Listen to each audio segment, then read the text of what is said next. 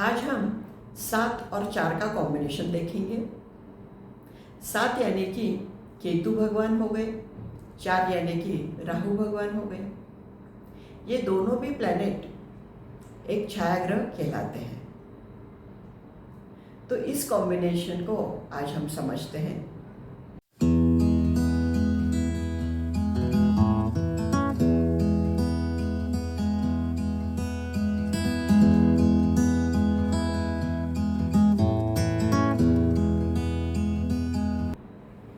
आप सभी को मेरा प्रणाम।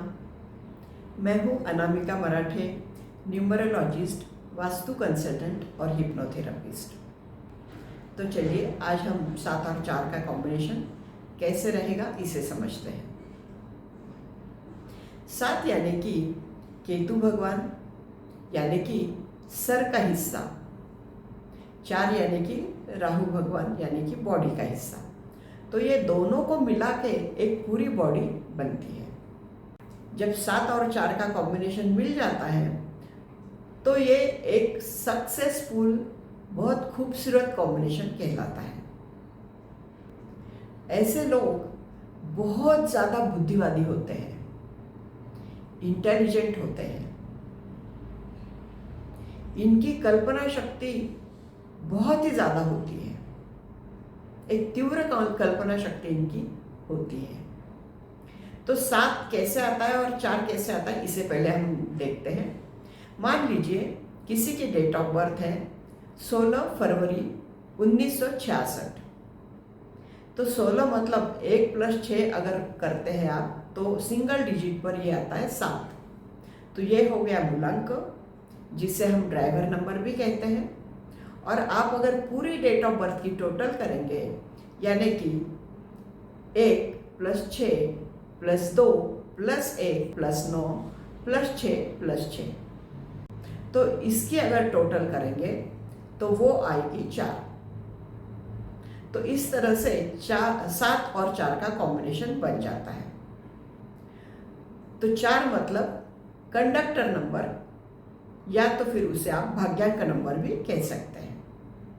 तो मूलांक हो गया 7 और भाग्यांक हो गया 4। तो ये 7 और 4 का जो कॉम्बिनेशन बनता है ये केतु और राहु का कॉम्बिनेशन बनता है। दोनों को मिला के एक पूरी बॉडी बनती है जो एक सक्सेसफुल, बुद्धिवादी बॉडी कहलाती है, कॉम्बिनेशन कहलाता है। तो ऐसे लोग जीवन में बहुत ज़्यादा सक्सेसफुल होते हैं। ये लोग एक रहस्यमय लोग होते हैं।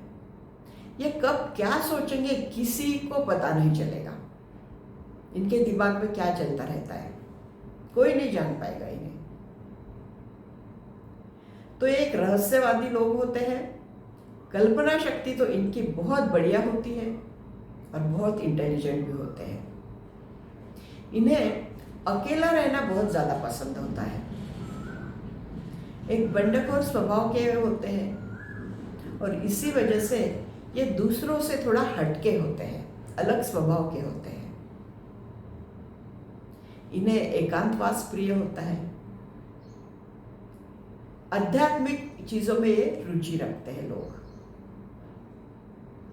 गूढ़तावादी होते हैं और इन्हें किसी पर भी डिपेंड रहना बिल्कुल पसंद नहीं होता। ये हमेशा इंडिपेंडेंट रहना पसंद करते हैं। स्वतंत्र विचारों के होते हैं। इनके दिमाग में नए नए आइडियाज चलते रहते हैं। एक सृजनशील दिमाग इनका होता है और तभी तो ये रिसर्चर बनते हैं। ये कभी ऊपर ऊपर कोई डिसीजन नहीं लेंगे। बहुत ज़्यादा डीपली सोचेंगे, समझेंगे और फिर किसी निर्णय पर पहुंचेंगे। इस तरह से इनका स्वभाव देखा जाता है।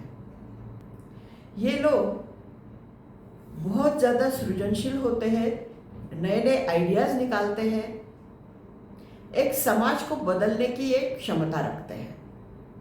बहुत ज़्यादा क्रिएटर टाइप के भी होते हैं ये लोग, हमेशा अलग सोच रखते हैं।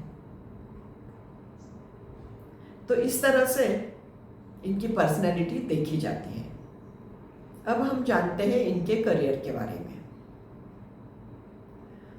तो ये बहुत बढ़िया ढंग से सोच सकते हैं, इन्हें बहुत ज़्यादा नए नए आइडियाज़ आते हैं, तो इस वजह से ये एक अच्छे रिसर्चर बन सकते हैं, डिटेक्टिव बन सकते हैं, साइकोलॉजिस्ट बन सकते हैं, साइबर सिक्योरिटी का ये कर सकते हैं, डेटा साइंटिस्ट बन सकते हैं, टेक्नोलॉजी में बहुत बढ़िया काम कर सकते हैं।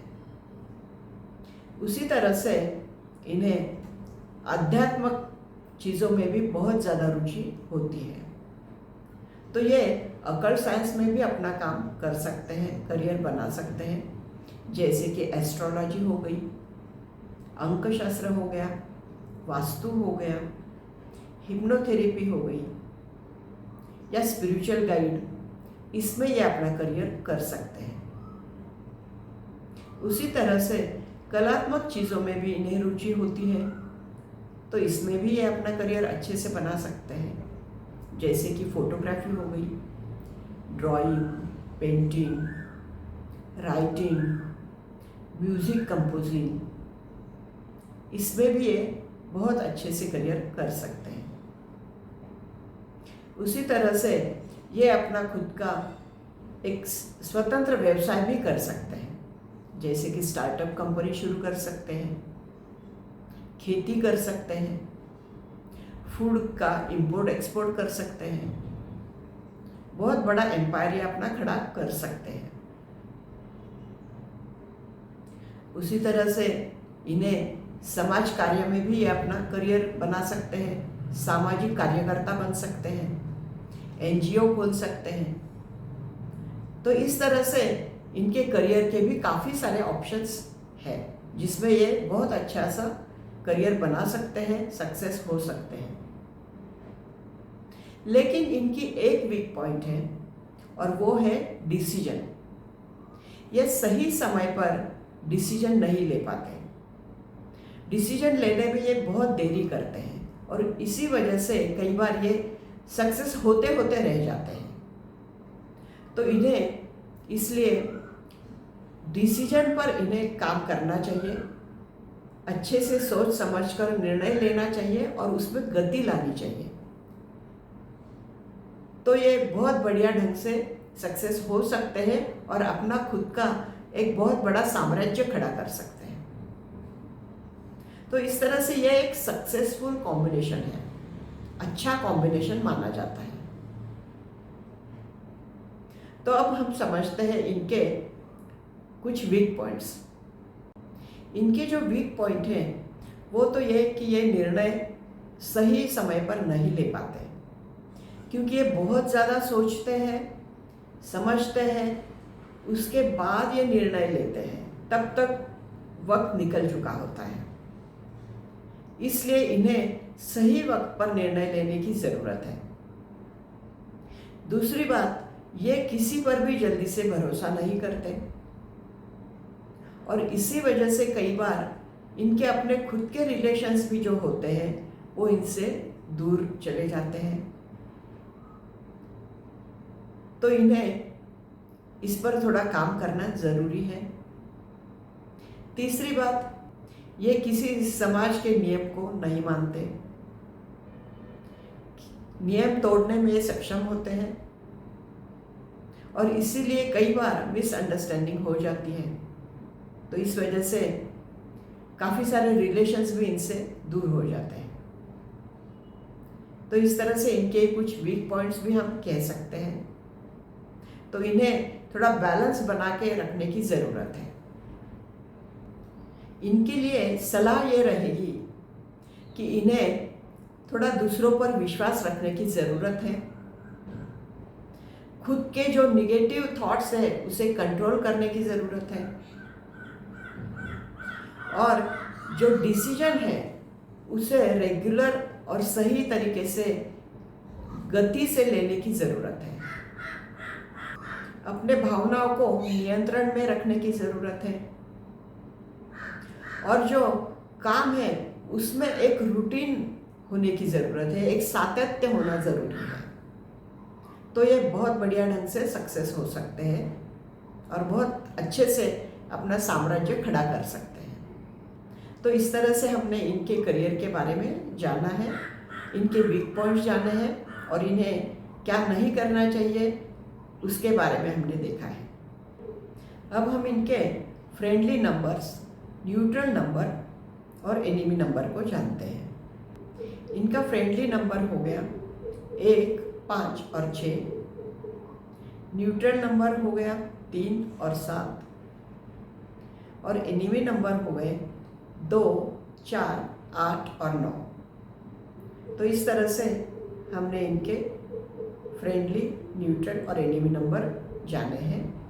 तो इनके लिए लकी डेट्स हो जाते हैं 1, 10, 19, 5, 14, 23, 6, 15 और 24। ये इनके लकी डेट्स हो गए। तो जो भी महत्वपूर्ण इन्हें काम करने हैं वो इन लकी डेट्स पर ये कर सकते हैं। और इनके लकी कलर्स हो गए लाल, हरा और सफ़ेद। तो जब भी इन्हें महत्वपूर्ण कामों के लिए जाना होगा तो ये उस दिन इस कलर का इस्तेमाल कर सकते हैं। मान लीजिए अगर फ्राइडे है, शुक्रवार का दिन है, तो उस दिन ये सफ़ेद कलर यूज़ कर सकते हैं। या बुधवार है तो उस दिन ये हरा रंग का इस्तेमाल कर सकते हैं। या रविवार है, संडे है, तो उस दिन ये लाल रंग का यूज़ कर सकते हैं। तो इस तरह से डेट्स का और कलर का भी ये इस्तेमाल कर सकते हैं। इन्हें जो डार्क नीला रंग होता है और काला रंग, इससे बचना चाहिए, इसे अवॉइड करना चाहिए। तो इनके लिए हम उपाय जानते हैं। डार्क नीला रंग जो है और काला रंग, इसका इस्तेमाल इन्हें कम करना है कपड़ों में। दूसरा उपाय यह है कि इन्हें कामों में ट्रांसपेरेंसी रखनी बहुत ज़रूरी है, वरना ये खुद धोखा खा सकते हैं। तीसरा उपाय यह है कि इन्हें रोज सूर्य देवता को जल चढ़ाना चाहिए। तो ये 3 उपाय अगर ये करते हैं तो इन्हें इनके कामों में बहुत अच्छे से लाभ होगा, सक्सेस मिलेगा। तो इसलिए इन्हें ये उपाय करने ज़रूरी है। और साथ साथ जो कलर थेरेपी बताई है उसका भी ये इस्तेमाल कर सकते हैं। तो इस तरह से आज हमने इनकी पर्सनैलिटी, इनका करियर, इनके वीकनेस और इन्हें क्या करने की ज़रूरत है, क्या नहीं करने की ज़रूरत है, ये भी हमने जाना है। उसके साथ साथ हमने उनके lucky colours, lucky numbers, lucky dates जाने हैं, एनिमी नंबर्स, न्यूट्रल नंबर्स जाने हैं और इनके लिए आज हमने उपाय भी दिए हैं। तो आपको आज ये जानकारी कैसी लगी मुझे कमेंट करके ज़रूर बताइएगा और इस वीडियो को लाइक कीजिए, शेयर कीजिए और सब्सक्राइब करना मत भूलिए। Thank you. मिलते हैं अगले वीडियो में, तब तक के लिए बाय बाय।